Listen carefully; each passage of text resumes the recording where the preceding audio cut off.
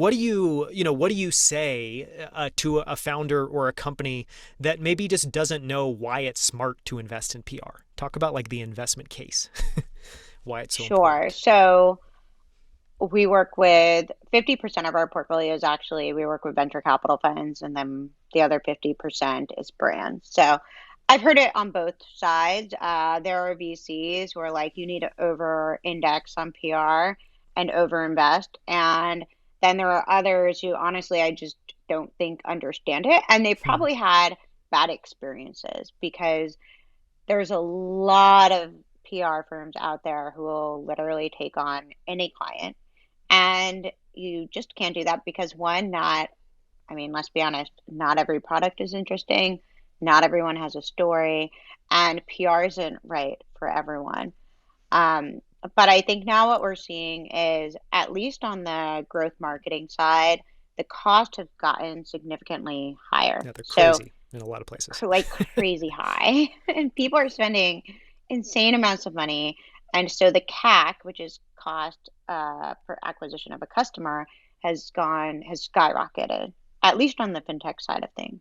And so people are spending a lot of money to acquire a customer.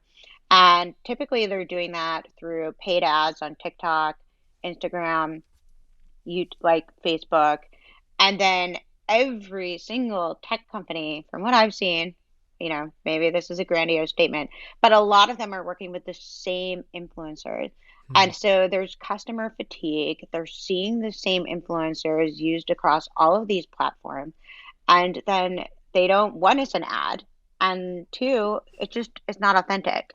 And with PR, you can, one, build your own content channels, and you can earn trust with your customers and acquire them in a different way. Hmm. I think a good example is one of the venture capital funds we work with is called Torch Capital.